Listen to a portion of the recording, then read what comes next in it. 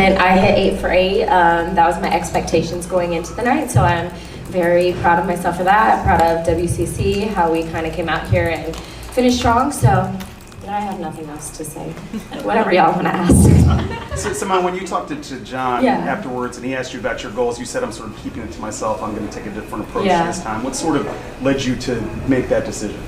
Well, I think, first of all, y'all are kind of nosy sometimes. But I think personal goals and stuff, I think sometimes it's okay to keep it to ourselves just so that nobody can throw it in your face, oh, well, this was your goal, this, and you didn't hit it, or you did, or any of that stuff. And I'm kind of at the age where it's like, yo, just let me be in peace. So, one thing at a time. Scott?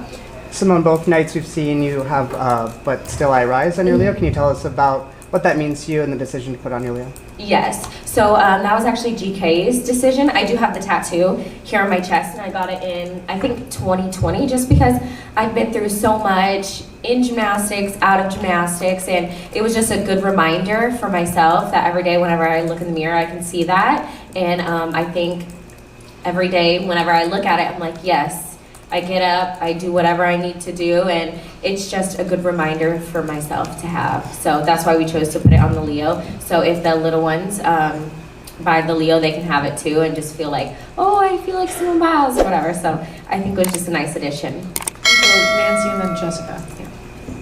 Simone, Oh, yes. your first title was, I think, 10 years? Yeah, 10 years ago. And you took breaks in between. So it's not just the fact that you won 8 titles, but you've Yeah. maintained this standard despite taking breaks, Right. despite, going from a teenager to a 20-something married. What does that say to you? And do you, what do you remember from your first title? Honestly, it's so bad, but I don't remember much from my first title. I think sometimes you black out whenever all of those things happen, and I also think that whenever I won those titles back in the day, it's like we were focusing on the next thing, what's next, and so it was just like, okay, moving forward, we're going to Worlds Camp, we're trying to make a Worlds team and all that stuff, so we never really got to settle in and celebrate that. So I think now, moving forward, even after classics and now after championships, we really try to celebrate our success individually and as a team, just so that in a couple years we can remember those, because I really don't remember a lot from the past. I think you just black out and just keep going. Yeah. Okay, Jessica, and then we're going to go back to AP, the other. So in the time that you've taken off, it seems Yes. like every time you've come back a little bit stronger. Mm-hmm. And I think a lot of people are afraid to take that time off. Can you Yeah. talk about how you stay in shape during that time off? And also, who is the giant redheaded guy who works out with you sometimes and he was in your wedding? Okay, okay, hold on. So, I think it's good to take breaks. I'm not sure how every time I take a break, I come back and you guys say I get better and stuff, because sometimes I feel like I still do lack in some areas that we need to go back in the gym and work on. But I put all of my faith in Cecile and Laurent. I just come back and I'm like, well, you guys will prepare me, and I know you guys will, and they have each and every time.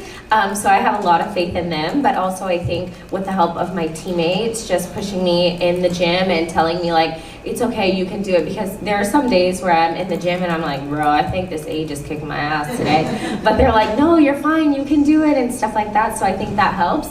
And I think you're talking about Kevin. He's 6'6". Sometimes, yeah, he comes. He used to live in Houston. That's one of my best friends. We have a very good friend group, so we're all super supportive. But yeah, that's Kevin. I'll have to tell you. I'll have to tell him you said that. Gosh. Right, and then back to the left. Hi, Simone. Yes. Janie McCauley from AP. Congratulations. Thank you. Yeah.